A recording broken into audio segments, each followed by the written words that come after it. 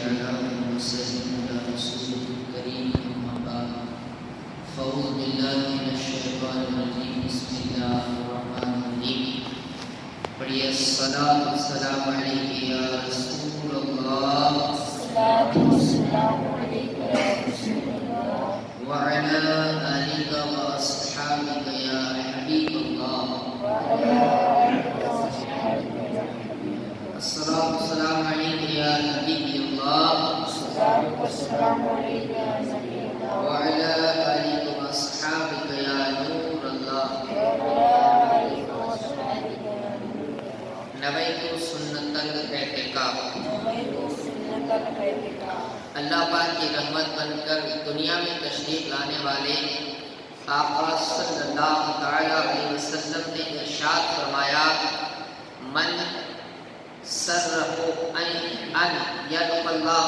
غدا راضیا فلیکثر الصلاۃ علیہ، یعنی جس سے یہ پسند ہو کہ اللہ پاک کی بارگاہ میں پیش ہوتے وقت اللہ پاک اس سے راضی ہو تو اسے چاہیے کہ وہ مجھ پر کثرت کے ساتھ درود پاک پڑھے۔ صلو علی الحبیب صلی اللہ علیہ وسلم۔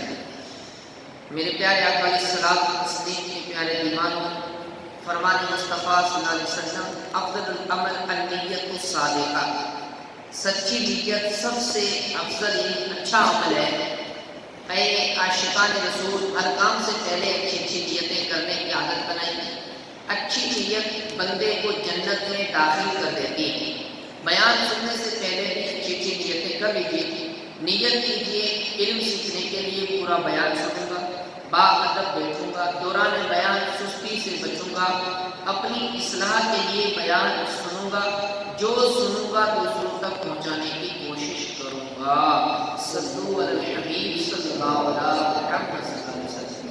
مکتب المدینہ کی کتاب فیضان سنت جلد اول کی باب فیضان بسم اللہ صفحہ نمبر 114 پر شیخ طریقت امیر اہل سنت حضرت علامہ مولانا محمد الیاس اقبال قادری دامت برکاتہم العالیہ لکھتے ہیں، حضرت منصور بن عمار رحمۃ اللہ علیہ ایک روز وعظ فرما رہے تھے، کسی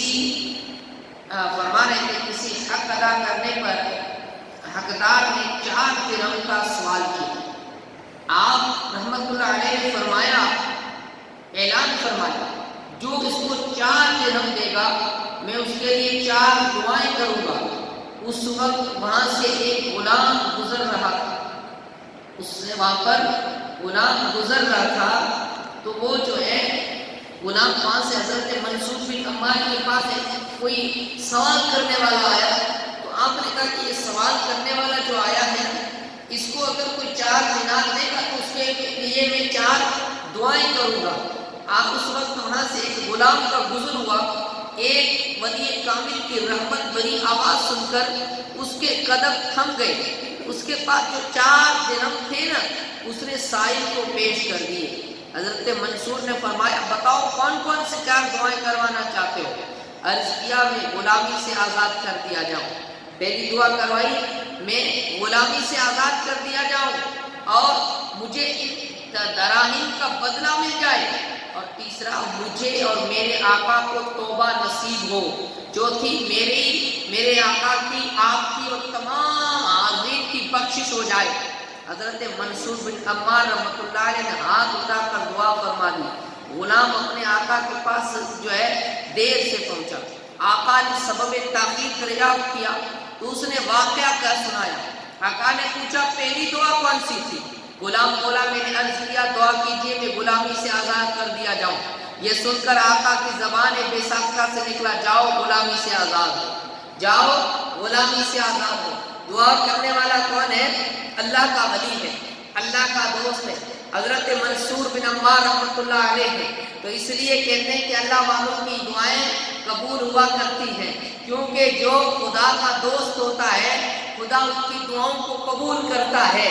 تو پھر ان کی مزارات کے پاس جا کر کے اپنے لیے دعائیں مانگنا یا ان سے اپنے دعاؤں کا کہنا یہ کار خیر ہے، کیونکہ ان کی دعائیں جلدی قبول ہوتی ہیں۔ جو اللہ تبارک و تعالیٰ رسول محتشم کے بتائے ہوئے راستے پر چلتے ہیں جن کو ولیوں کی جماعت کہا جاتا ہے۔ اب ادھر 4 دعائیں کی، ادھر دعا قبول ہوئی، وہ غلام اپنے آقا کے پاس پہنچتا ہے، آقا پوچھتا ہے اتنا لیٹ کیوں آئے؟ تو غلام کہتا ہے لیٹ آنے کی وجہ جب بتائی نا تو پھر آقا کے بتانے کے اوپر جو ہے جب کعب پین میں اس طریقے سے رک گیا تھا، پورا واقعہ سنایا، پھر جو ہے وہ بادشاہ کہتا ہے، اس کا غلام کا آقا کہتا ہے پہلی دعا جو تو نے کروائی ہے غلامی سے آزاد کر دیا جائے، جا میں نے تجھے غلامی سے آزاد کر دیا۔ میرے پیارے آقا علیہ السلام و تسلیم کے پیارے دیوانوں، پوچھا دوسری دعا کون سی کروائی؟ کہا جو 4 درہم میں نے دیے تھے اس کا نعم البدل چاہیے۔ آقا بول اٹھا میں نے تجھے 4000 درہم جو ہے 4 درہم کے بدلے 4000 درہم دیے، یہ دوسری دعا۔ کہا تیسری؟ پوچھا تیسری دعا کیا تھی؟ بولا مجھے اور میرے آقا کو گناہوں سے توبہ کی توفیق نصیب ہو جائے۔ یہ سنتے ہی آقا کی زبان پر استغفار جاری ہو گیا، کہنے لگا میں اللہ پاک کی بارگاہ میں اپنے تمام گناہوں سے توبہ کرتا ہوں۔ بادشاہ نے توبہ بھی کر دی اور اس کو غلامی سے آزاد بھی کر دیا، 4 درہموں کا بدلہ 4000 درہم بھی مل گیا، بادشاہ توبہ بھی کر گیا۔ 3 دعائیں ہوئی، پوچھا چوتھی دعا بھی بتا دے۔ وہ کیا کہا کہ میں نے التجا کی میرے آقا کی اور آپ جناب کی اور تمام حاضرین اجتماع کی مغفرت ہو جائے۔ یہ سن کر آقا نے کہا 3 باتیں جو میرے اختیار میں تھی وہ میں نے کر دی، چوتھی سب کی مغفرت والی بات میرے اختیار سے باہر ہے۔ اسی رات آقا نے خواب میں کسی کہنے والے کو سنا جو تمہارے اختیار میں تھا وہ تم نے کر دیا اور میں ارحم الراحمین ہوں، میں نے تمہیں اور تمہارے غلام کو اور منصور کو اور تمام حاضرین کو بخش دیا۔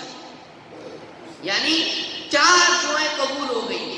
میرے پیارے آقا علیہ السلام تسلیم کے پیارے دیوانوں، آپ نے سنا کہ راہ خدا میں مال خرچ کرنے سے کیسی کیسی برکتیں حاصل ہوتی ہیں۔ اس غلام نے صرف 4 درہم صدقہ کیے، اللہ پاک نے اس کے آقا کے ذریعے ان 4 درہم کے بدلے 4000 درہم عطا کیے، اس سے غلامی کا آزادی کا پروانہ بھی مل گیا۔ نیز اللہ پاک نے اسے صدقہ کی برکت سے غلام اس کے آقا سمیت کئی لوگوں کی مغفرت بھی فرما دی۔ واقعی جو اللہ پاک کی راہ میں اخلاص کے ساتھ صدقہ کرتا ہے اللہ پاک اس کو دگنا اجر عطا فرماتا ہے، بلکہ اس سے بھی زیادہ عطا فرماتا ہے۔ ہمیں بھی چاہیے کہ وقتاً فوقتاً اللہ پاک کی راہ میں حسب توفیق ضرور صدقہ کیا کریں، انشاءاللہ ہم اس کی بے شمار دینی و دنیوی برکتیں حاصل ہوگی۔ اللہ پاک کی راہ میں صدقہ خیرات کرنے کی اہمیت و فضیلت کا اندازہ اس بات سے لگائیے کہ خود ہمارے پیارے پروردگار نے قرآن مجید فرقان حمید میں صدقہ و خیرات کرنے کا حکم ارشاد فرمایا اور مختلف مقامات پر صدقہ خیرات کرنے والوں کی تعریف و توصیف بھی بیان فرمائی، جیسا کہ سورۃ البقرہ کی ابتدائی آیات میں صدقہ و خیرات کرنے والوں کی ہدایت کا مستہ سنایا گیا۔ قرآن کریم کا ارشاد خداوندی ہے ھدی للمتقین الذین یؤمنون بالغیب ویقیمون الصلاۃ ومما رزقناہم ينفقون۔ اس میں ڈرنے والوں کے لیے ہدایت ہے، یعنی قرآن کہتا ہے اس کے اندر ڈرنے والوں کے لیے ہدایت ہے، وہ لوگ جو بغیر دیکھے ایمان لاتے ہیں اور نماز قائم کرتے ہیں اور ہمارے دیے ہوئے رزق میں سے کچھ ہماری راہ میں خرچ کرتے ہیں۔ رزق کون دیتا ہے؟ اللہ دیتا ہے، اور بندہ اسی کے دیے ہوئے میں اسی کی راہ میں خرچ کرتا ہے، دیا بھی اس نے، اب بندہ اسی کی راہ میں اس کے نام پر خرچ کرے تو کوئی احسان نہیں کرتا، کوئی احسان نہیں کرتا ہے، دیا خدا نے تھا، لیکن وہ کریم کتنا ہے، وہ ارحم الراحمین کتنا ہے، رزق اس نے دیا، اسباب اس نے بنائے، برکت اس نے عطا فرمائی، رزق کے اندر وسعت اس نے دی، لیکن پھر بندے نے اس کی راہ کے اندر خرچ کیا۔ اللہ فرماتا ہے جو اس کے لیے جو کہتا ہے کہ جو ہماری راہ میں خرچ کرتے ہیں اس کے رزق کے اندر وسعتیں ہوتی ہیں۔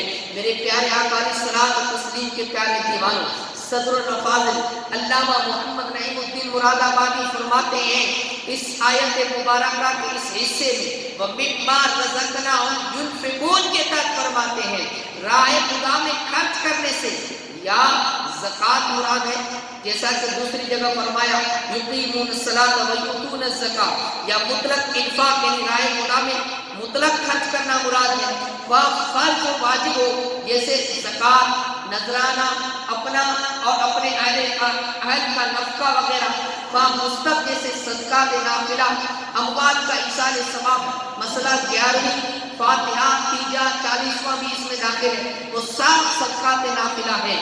میرے پیارے آقا علیہ الصلوۃ والتسلیم کے پیارے دیوانوں، اللہ کی راہ میں خرچ کرنا، چاہے وہ جو ہے واجبات میں سے ہو، چاہے وہ صدقات میں سے ہو، چاہے وہ فرائض میں سے ہو، چاہے وہ نوافل میں سے ہو، کوئی سی بھی خیرات ہو، لیکن خدا کی راہ کے اندر جو دل کی فراخی کے ساتھ میں اللہ کی راہ میں خرچ کرتا ہے تو اللہ اس کے مال کو دوگنا عطا فرماتا ہے، اس کی مال کی حفاظت ہو جاتی ہے۔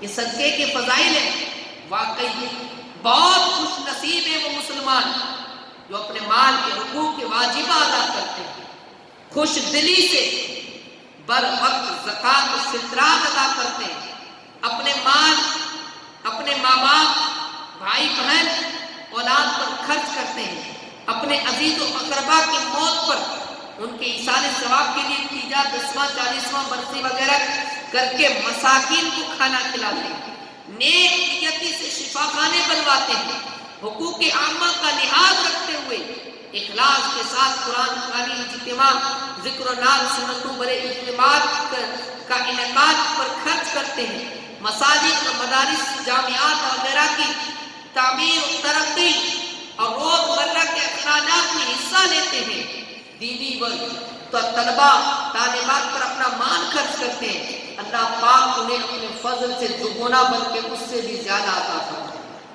راہ خدا کے اندر آپ کسی طریقے سے خرچ کریں، لیکن میں نے شروع میں عرض کیا کہ عمل نیت پر دار و مدار ہے، اچھی نیت سے آپ خرچ کریں گے تو اللہ اس مال کی حفاظت بھی فرماتا ہے اور اس مال کے اندر برکتیں بھی عطا فرماتا ہے۔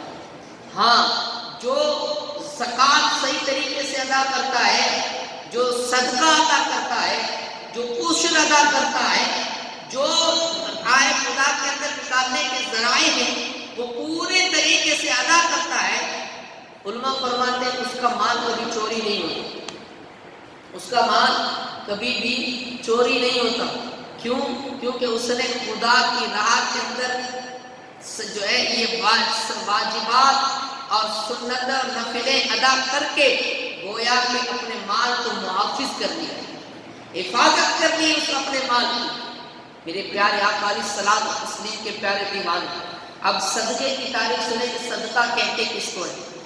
اس چنانچہ صدقہ کا مطلب یہ ہے کہ کوئی چیز اللہ پاک کی راہ میں دی جائے اور اس کے ذریعے لوگوں میں اپنی واہ واہ کرانا مقصود نہ ہو، بلکہ اللہ پاک کی بارگاہ سے اجر و ثواب حاصل کرنے کی نیت کی جائے، اپنی واہ واہ نہیں، لوگ مجھے سخی کہیں، مجھے بڑا کہیں، ایسی واہ واہ کی نیت نہ ہو، بلکہ رب کی رضا کے لیے ہو تو اس کو صدقہ کہتے ہیں، اس کو صدقہ کہتے ہیں۔ اب آخر کے اندر سنیں کہ صدقہ کی بیان کردہ تعریف کے ضمن میں یہ بھی معلوم ہوا کہ حقیقی صدقہ وہی ہے جس سے جو ہے مقصود ریاکاری، اوپے جاں اور لوگوں میں اپنی واہ واہ نہ ہو، بلکہ وہ صرف اور صرف اللہ پاک کی رضا و خوشنودی، اس کی طرف ملنے والے ثواب کو حاصل کرنے کی غرض سے دیا گیا ہو۔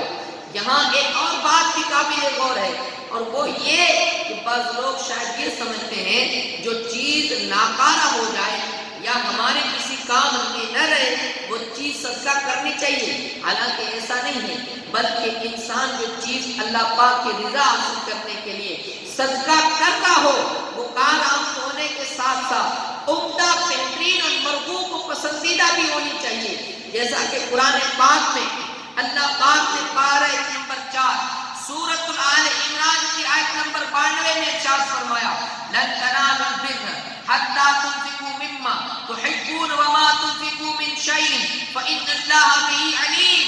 تم ہرگز بھلائی کو نہیں پا سکو گے جب تم راہ خدا میں اپنی پیاری چیز نہ خرچ کرو، اور تم جو خرچ کرتے ہو اللہ اسے جانتا ہے۔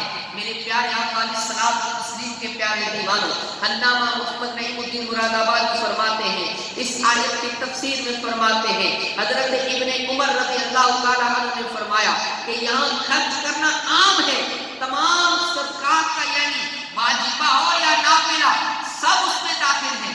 حسن قوم کا قول ہے کہ جو مال مسلمانوں کو محبوب ہو اس سے کہا گیا اس کی قیمت ہی کیوں نہ جو ہے، حضرت عمر بن عبدالعزیز رحمۃ اللہ علیہ شکر کی بوریاں خرید کر صدقہ کرتے تھے، ان سے کہا گیا اس کی قیمت ہی کیوں نہیں صدقہ کر دیتے؟ فرمایا شکر مجھے محبوب و مرغوب ہے، یہ چاہتا ہوں کہ راہ خدا میں پیاری چیز خرچ کروں۔ بزرگان دین کا معمول جو اپنی محبوب چیز ہوتی ہے وہ اللہ کی راہ میں خرچ کرتے تھے۔ ہمارا حال یہ ہے، یا آپ لوگ اس بات کو سمجھ سکتے ہو، ہم وہ اللہ کی راہ میں خرچ کرتے ہیں جو ٹوٹ جاتی ہے، پھٹ جاتی ہے، جو ہمارے کسی کام کی نہیں رہتی نا، وہ جو یہ صدقہ دے دیتے ہیں، یہ خیرات دے دیتے ہیں۔ تو اللہ کی راہ میں ایسی چیز خیرات دیتے ہیں جو ہم کو پسند نہیں ہے، وہ خدا کی راہ میں دے دیتے ہیں۔ ایسا نہیں ہونا چاہیے۔ ہم تو اللہ معاف فرمائے، ہم کبھی کبھی میں کچھ مجھے لوگ بتاتے بھی ہیں، کبھی دیکھا بھی جاتا ہے کہ لوگ کھانا بھی دیتے ہیں، جب اللہ کی راہ میں دیتے ہیں تو اپنے لیے بہترین غذا ہوتی ہے، جب راہ خدا میں دینے کی بات ہوتی ہے تو کل کی پڑی ہوئی روٹی اٹھا کے دیتے ہیں کہ اللہ کے نام سے دیتے ہیں۔ ہاں، ہمارا ضمیر کتنا یہ ہو گیا ہے، غور تو کیجئے کہ وہ رب کریم کتنا ہے، گناہوں کے باوجود بھی ہمیں اتنی عطا فرماتا ہے۔ انسان سوچے گا کہ مولی صاحب دھندا ہم کرتے تو تمہیں تو خدا دیتا ہے، یہ سب کچھ عقل بھی تو اسی کی تو دی ہوئی ہے، سوچ بھی تو اسی کی تو دی ہوئی ہے، کمانے کا طریقہ بھی تو اسی نے تو عطا فرمایا ہے۔ ہمارا کچھ بھی نہیں ہے، سب کچھ جو کچھ ہے اس کا، خالق وہ ہے، ہم مخلوق ہیں، جو کچھ ہے اس کا ہے۔ ہماری تو ہاتھ میں اپنا لقمہ اتارنا ہمارے ہاتھ میں نہیں ہے، جو بھی دیتا ہے اللہ عطا فرماتا ہے۔ تو بس کہنے کا مقصد اتنا ہے، جو پسند اپنے لیے کرے وہ پسند جو ہے اس سے بہتر اللہ کی راہ کے اندر دیں، انشاءاللہ عز و جل اللہ اس سے بہتر عطا فرمائے گا۔ اللہ پاک کی بارگاہ میں دعا کرتا ہوں اللہ ہم سب کو اپنے سلیم عطا فرمائے۔ وآخر دعوانا الحمدللہ رب العالمین۔